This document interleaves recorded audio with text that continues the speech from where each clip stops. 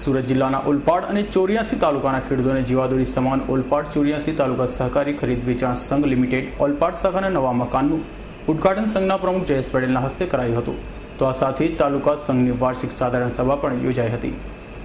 ઓલપાડ તાલુકાના ખેડૂતો માટે મહત્વાકાંક્ષી અને આજીવિકા સમાન ઓલપાડ 84 તાલુકા ખરીદ વેચાણ સંઘ લિમિટેડ વર્ષોથી ઓલપાડ ગામમાં ડિસ્ટ્રિક્ટ બેંકની બાજુમાં કાર્યરત હતી, જ્યાં તાલુકા આખામાંથી ખેડૂતો આવતા અને ખેડૂતોના ખાતર વિતરણ પણ કરાતું.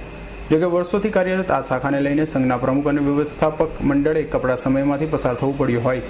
ઓલપાડ કી મેન રોડ પર સિદ્ધાર્થનગર ખાતે ₹40 લાખના ખર્ચે સંઘનું નવું મકાન તૈયાર કરાયું છે, જેનું આજે પ્રમુખ અને સુરત સુમુલ ડેરીના ડિરેક્ટર તેમજ ખેડૂત સમાજના અગ્રણી જયેશ પટેલના હસ્તે ઉદ્ઘાટન સમારોહમાં યોજાયો હતો. આ પ્રસંગે સાયન્સ સુગર ફેક્ટરીના ચેરમેન કેતન પટેલ, કાંઠા સુગરના ચેરમેન કિરીટ પટેલ તેમજ સુરત જિલ્લા પંચાયતના વિરોધ પક્ષના નેતા દર્શન નાયક સૂત્રને આંટી વડે સન્માન કર્યું હતું. 84 તાલુકા ખેડૂત વેચાણ સંઘ લગભગ 90 થી વધારે સભ્ય મંડળી ધરાવતી લગભગ 50,000 જેટલા ખેડૂતો જેના સીધા સભાસદ છે એવી સંસ્થા આજે આનંદપૂર્વક ઓલપાડમાં નવા મકાનનું ઉદ્ઘાટન કરવા જઈ રહી છે.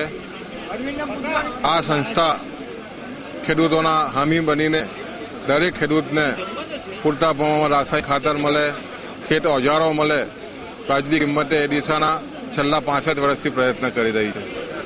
આ સંસ્થામાં ખેડૂતોનો જે વિશ્વાસ છે એ વિશ્વાસને કારણે આ સંસ્થા ખાસ કરીને ઓલપાડ વિસ્તારમાં ખેડૂતોની જીવાદોરી બની છે.